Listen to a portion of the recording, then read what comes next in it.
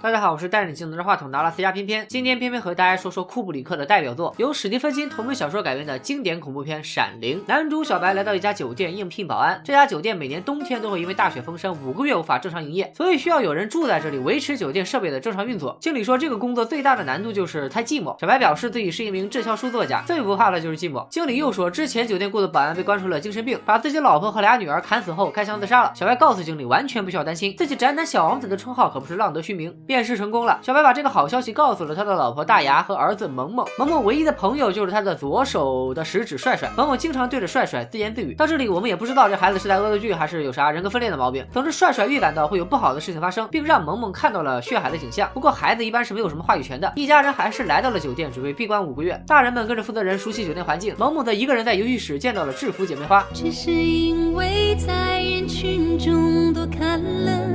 画面一转，厨师长卤蛋正带着大牙和萌萌参观厨房。卤蛋在聊天时居然2次叫出了萌萌的乳名铁根。大牙表示非常惊讶，毕竟他没告诉过任何人儿子还有个这么土的名字。原来卤蛋和萌萌一样拥有闪灵的特异功能，闪灵代表着一种预见未来窥见过去的超能力。萌萌的左手食指帅帅就是他闪灵的体现。卤蛋说他是在发现自己能和奶奶用意识交流时才知道自己有闪灵的，还说拥有这种超能力的人有很多，只是大多自己没意识到罢了。萌萌表示你这么牛，不如告诉我237号房间是咋回事。卤蛋说237号房间里除了危险啥也没有，你离远点就对了。就这样过了与世隔绝的1个月，萌萌骑着自己的小3轮遛弯溜到了237号房间。他尝试着拧开门把手，发现房间被锁上了。另一边，小白在专心写作。大牙问小白饿不饿，不如下面给他吃。没想到却换来小白一顿怼。他抱怨工作的时候不喜欢被别人打扰。自从住进酒店，小白的脾气越来越暴躁，行为也变得越来越怪异。大家正在检查和调试酒店设备，发现因为暴风雪破坏了线路，电话无法使用，唯一能与外界联系的只有一台无线电。有的人转角遇到爱情，有的人转角遇到打劫。萌萌就不一样了，转角不仅再次遇到了制服姐妹花，还看到了他俩倒在血泊里的情景。隔天，小白对自己的儿子萌萌说，我们说好不分离，要一直待在酒店里，为了证明老爸不是因为4刷小时代脑袋秀逗了。萌萌问小白，你不会伤害我和老妈吧？小白表示瞎说什么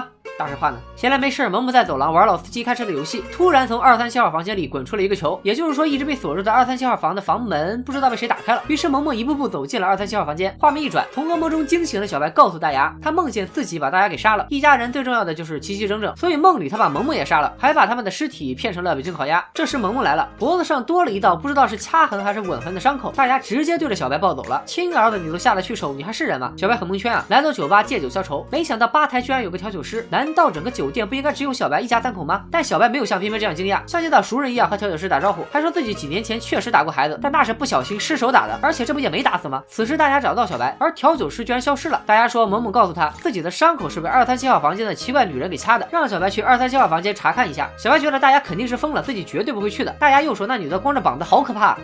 走着，为了保护儿子的安全，也为了精神文明建设，小白决定用嘴好好教训一下眼前这个光膀子的女人。但是这个女的突然变成了一个丧尸老太太，吓得小白拔腿就跑。然而回到卧室，他却对老婆说237号房间里什么都没有。接着小白来到了一个复古 party， 遇到了一名服务员。在得知了服务员的名字以后，小白说你就是那个杀掉老婆孩子的前保安吧？服务员不承认，并且提醒小白说你儿子有超能力，已经跟厨师卤蛋勾搭上，准备来跟你正面刚了。小白思考之后觉得肯定是他妈搞的鬼。服务员说那你就像我一样干掉老婆孩子吧。于是小白准备先毁掉无线电，再弄死自己的家人。看来此时的小白已经彻底疯了。另一边卤蛋确实通过闪灵预感到酒店要出事，但不管是打电话还是用无线电都无法取得联系，卤蛋只能打飞的飞到酒店。酒店这边，大牙来到小白的工作台，发现每页稿子上都印满了一句话：只工作不玩耍，聪明的孩子会变傻。这时小白邪魅一笑，出现在大牙身后。小白一边吐槽大牙不关心自己，一边充满威胁性的步步紧逼。大牙见状，用手中的棒棒轮番小白，成功自卫，并把他关进了仓库里。大牙想要逃跑，但唯一的交通工具雪地车也被小白弄坏了。另一边，小白在仓库中醒来，耳边响起了服务员的声音，他告诉小白要想出来就对家人的态度硬一点。小白表示明白，毕竟男人帅不帅很重要，硬不硬更重要。镜头一转，我们发现萌萌的闪灵帅帅再次控制了萌萌的身体，他似乎预感到了危险，所以一边念经一边拿刀的比划，把孩他妈大牙给吓醒了。果然不知道怎么就逃出仓库的小白，很生会的拎起斧头开始砍门。好在卤蛋开着车及时赶来。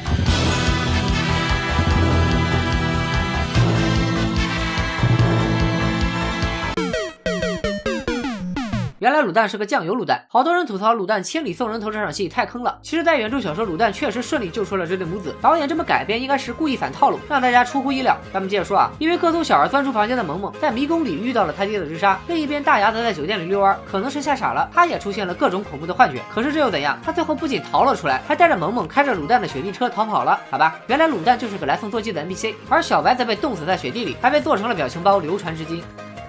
网上关于《闪灵》的评价两极分化，有人把这部电影奉上恐怖电影神坛，也有人认为《闪灵》根本不恐怖，人到中年存款和头发一样少，写不出东西就算了，5个月没 WiFi， 这还不恐怖吗？其实觉得《闪灵》无聊的人是因为没看懂。鲁代和萌萌说他和奶奶都有闪灵的超能力，说明闪灵具有遗传性。小白在出事前一天梦到自己在追杀家人，他还能见到大牙看不见的调酒师并与之交谈，包括后来他参加了一场复古 party， 认识了服务员，看到了237号房间的老女人，都说明小白也具备闪灵的能力，他就是卤蛋口中有能力但不自知的人。萌萌的超能力应该是遗传自他爹。很多只看过一遍闪灵的人认为，后来出现的服务员就是片头酒店经理提到的杀掉老婆孩子的保安，但其实他们不是同一个人。经理说的那个保安叫做查理斯·格雷迪。